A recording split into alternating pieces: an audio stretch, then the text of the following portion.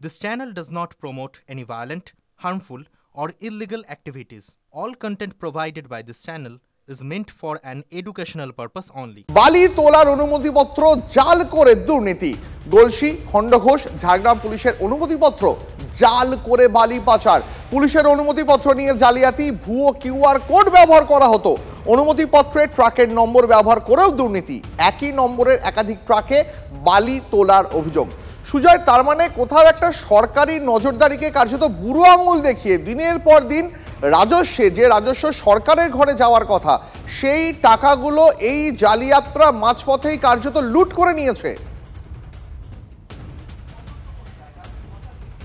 একেবারে দেখো, রাজস্ব ক্ষতি এই বিষয়টা আগে একাধিকবার রাজ্যের বিরোধী দলগুলি সামনে নিয়ে এসছে যে সরকারের রাজস্ব ক্ষতি হচ্ছে এই বালি পাচারের ব্যবসার ফলে। তার কারণ সেটাও তারা ব্যাখ্যা করেছেন যে বালি যে হিসেবে বিক্রি হয় সেই হিসেবটা সরকার যে মূল্য ধার্য করে দেয় তার থেকে দ্বিগুণ মূল্যে খোলা বাজারে বিক্রি করে এই মাফিয়ারা বা এই বালির কারবারিরা।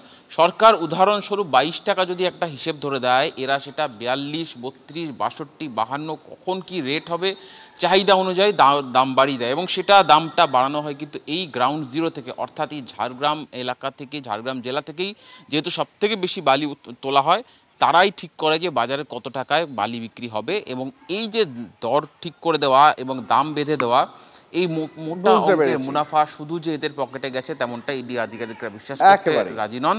তাদের বক্তব্য প্রশাসনের কাছেও টাকা গিয়েছে, রাজনৈতিক নেতাদের কাছে তারা টাকা গিয়েছে। নজর রাখো, পরবর্তীতে আবার তোমার থেকে আপডেট দেবো। তবে আরো একবার জানিয়ে রাখি, আমাদের সহকর্মী সুজয় যেমনটা জানাচ্ছে, ঝাড়গ্রামের সুবর্ণরেখা থেকে বালি তুলে দেদার পাচার সামনে উঠে আসছে একের পর এক বিস্ফোরক তথ্য। কেন সুবর্ণরেখার বালিতেই নজর মাফিয়াদের, দেখুন আমাদের সহকর্মী সুজয়ের বিশেষ প্রতিবেদন।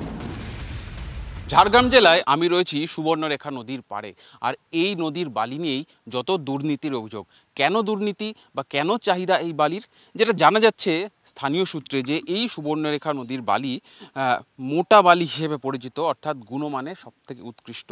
সেই কারণেই কলকাতা এবং গোটা রাজ্য এবং প্রতিবেশী রাজ্যগুলিতেও এই বালির চাহিদা তুঙ্গে।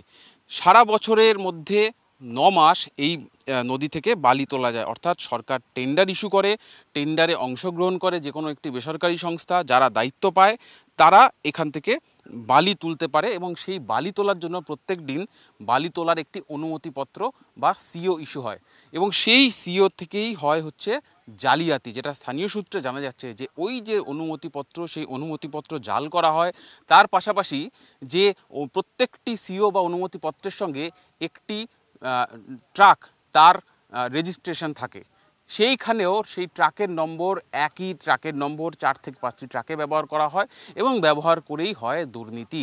এবং এক্ষেত্রে যে সরকারি দর, সেই সরকারি দরও বাড়ানো হয়, অর্থাৎ স্থানীয় স্তরে যারা এই বালি মাফিয়া বলে পরিচিত বা যারা এই বালি তোলার কারবার নিয়ন্ত্রণ করে, শেখ জাহিরুল আলীর মতো, তারা এই ব্যবসাটা নিয়ন্ত্রণ করে, তারা দাম ঠিক করে এবং সেই দামেই বেসরকারি সংস্থাগুলি বা গোটা রাজ্যে বালি চলে যায়। ফলে এই মামলার তদন্তে এবার ইডি নেমেছে। ইডি তদন্তে নেমে যারা স্থানীয় স্তরে এই ঝাড়গ্রাম জেলা সুবর্ণরেখা সংলগ্ন এলাকায় যারা স্থানীয় স্তরে বালির কারবার নিয়ন্ত্রণ করে, তারা কিভাবে দুর্নীতিতে যুক্ত, কিভাবে করছে কারবারটা, সেটার তদন্ত করছে। তার পাশাপাশি যে বেসরকারি সংস্থায় বালি যাচ্ছে তারা কিভাবে এই গড়মিলটা করছে তার তদন্ত করছে এবং সেই তদন্তেই রাজ্য জুড়ে 7 থেকে 8টি জায়গায় ইডির তল্লাশি চলছে, যার সূত্র ধরেই ঝাড়গ্রাম জেলায় এই মুহূর্তে 5টি জায়গায় তল্লাশি চালানো হচ্ছে। তার পাশাপাশি কলকাতাতেও তল্লাশি চলছে ইডির। ক্যামেরা অভিজিৎ দাসের সঙ্গে সুজয় পাল, TV9 বাংলা, ঝাড়গ্রাম।